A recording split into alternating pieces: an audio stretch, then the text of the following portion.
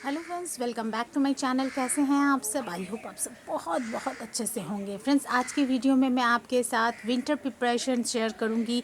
Winter के लिए कौन से पौधे अभी हम सीड से ग्रो कर सकते हैं आने वाले विंटर सीजन में अच्छी फ्लावरिंग पाने के लिए।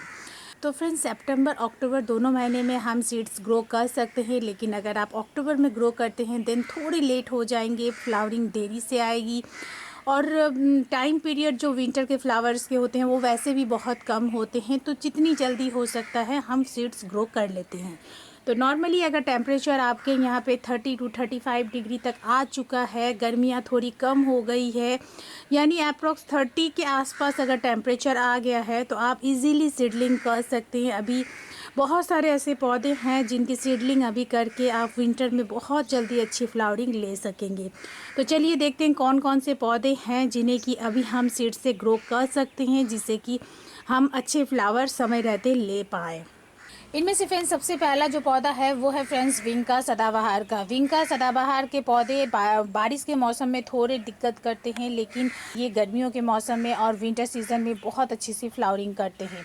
तो अगर आपके पास बचे हुए हैं ये पौधा बारिश के मौसम में अभी अगर बच गया है, अगर आपने इसके सीड सेव करके रखे हैं तो इसे ज़रूर आप इस टाइम इसकी सीडलिंग कर लें और नए नए पौधे तैयार कर लें। ये मेरे पास एक कलर का है, एक और कलर है मेरे पास, तो दो मेरे पास है ये हाइब्रिड वाले।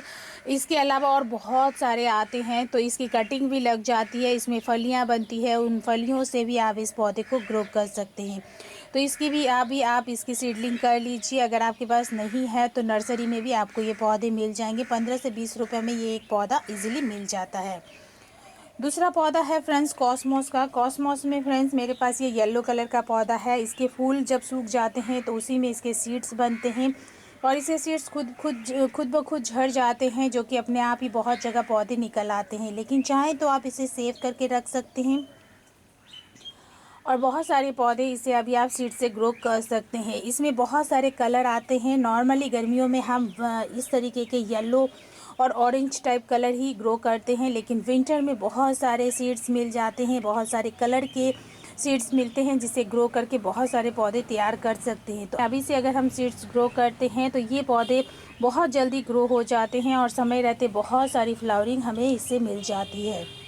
तीसरा पौधा है फ्रेंड्स ये गुलदाउदी का। गुलदाउदी के पौधे के अगर आपने सीड्स कलेक्ट किए हैं तो इसे आप सीड से ग्रो कर सकते हैं। अदरवाइज़ ये पौधा अभी कटिंग से बहुत जल्दी लगता है, बहुत आसानी से कटिंग से लग जाता है। और कटिंग लगाने के लिए वैसे हम थोड़े लेट हो गए हैं, कटिंग अगस्त में ही लग जाती है, लेकिन अभी भी अगर आप लगाएंगे तो अभी भी आपको अच्छे फ्लावर विंटर में मिल जाएंगे। तो इसे भी आप लगा सकते हैं। और अगर आपने नहीं लगाई है तो अभी से देखिए, नर्सरी में भी इसके छोटे छोटे पौधे मिलने लगे हैं, आप वो लाके भी लगा सकते हैं। जैसे ही पौधे को अच्छी घना ग्रोथ और घना करने के लिए हम उसकी पिंचिंग करते हैं, तो वही पिंच वाला हिस्सा भी आप फिर से ग्रो कर सकते हैं। ये इस टाइम छोटी से छोटी स्टेम से भी बहुत इजीली ग्रो हो जाता है। तो अगर सीड्स रखे हैं तो आप इसके सीड्स ग्रो कर सकते हैं, अदरवाइज़ आप इसे स्टेम कट करके ग्रो कर सकते हैं। नेक्स्ट पौधा है फ्रेंड्स गॉम्फ्रिनो का। गॉम्फ्रिनो के पौधे में भी फ्रेंड्स इस टाइम बहुत सारे सूखे फूल आपको मिल जाएंगे। अगर आपने सेव करके रखे हैं तो आप उसे ग्रो कर लीजिए।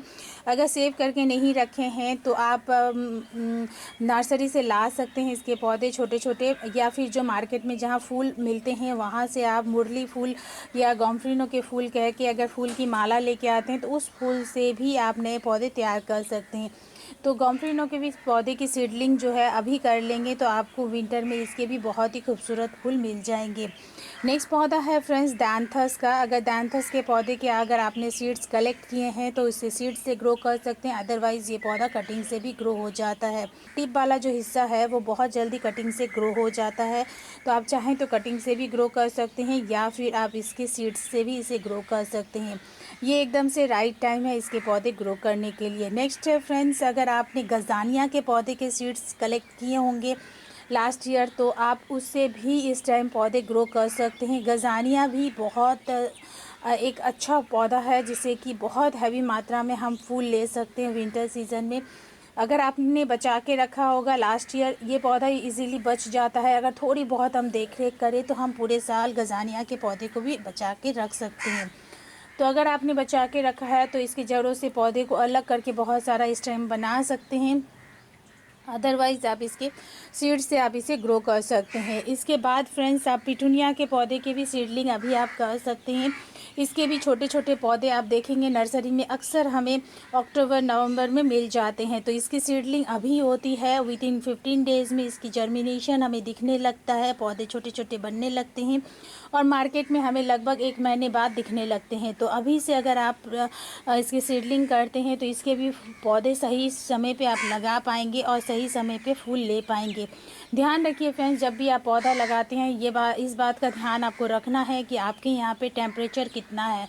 बहुत ज़्यादा अगर हाई टेम्परेचर है और बहुत ज़्यादा बारिशें हो रही है तो आप अभी कुछ टाइम रुक सकते हैं। जब बारिशें थोड़ी कम होती है, टेम्परेचर थोड़ा सा डाउन होता है, बहुत ज़्यादा नहीं, थोड़ा सा जब डाउन होता है 30 के अप्रॉक्स टेम्परेचर आ जाता है, तब आप इस पौधे को, इन सभी पौधे के सीड्स को ग्रो कर सकते हैं। इसके बाद अगला जो पौधा है फ्रेंड्स वो है पैंसी का। पैंसी के भी पौधे के अगर सीड्स आपने कलेक्ट करके रखे हैं तो उसे भी अभी आप ग्रो कर लीजिए। ये पौधा भी, इसकी भी सीडलिंग हमें अभी कर लेनी है जिससे कि हम समय रहते इसमें फूल ले सकें। नेक्स्ट है फ्रेंड्स आप सीड से ग्रो कर सकते हैं, वो है फ्रेंड्स डॉग फ्लावर। इसके भी जब आपने एक बार पौधा लगाया होगा तो आप देखेंगे इसमें जब सीज़न ऑफ होने लगता है तो इसमें बहुत सारे सीड्स बनते हैं।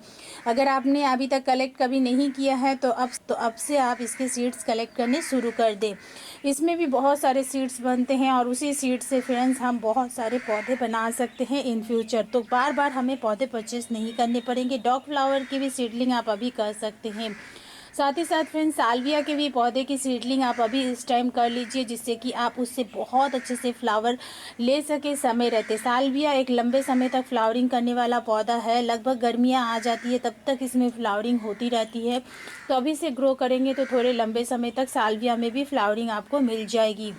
इसी में से एक कॉमन पौधा और है जो कि है मैरीगोल्ड। मैरीगोल्ड के पौधे को भी अगर आपने अभी तक ग्रो नहीं किया है तो इसे भी ग्रो कर लीजिए। इसके सूखे हुए फूल को मिट्टी में डालेंगे, उसी से ही ये पौधा बन जाता है। इसके अगर पुराने पौधे आपके पास हैं तो उसकी छोटी छोटी कटिंग लेके आप लगा लीजिए, उससे भी आप नए पौधे तैयार कर सकते हैं। तो मैरीगोल्ड एक बहुत ही चीप प्लांट में आता है जिससे कि बहुत सारे पौधे हम तैयार करके गार्डन को खूबसूरत बना सकते हैं। विंटर में सबसे पहले जो फूल देने वाला पौधा है वो है फ्रेंड्स मैरीगोल्ड, जो कि लगभग दिवाली तक इन मैरीगोल्ड में फूल आ जाते हैं और इसके फूल मार्केट में बिकने भी लग जाते हैं। अगर आप लगाते होंगे तो आपके गार्डन में भी मैरीगोल्ड के फूल सबसे पहले खिलते हुए आपको दिखेंगे।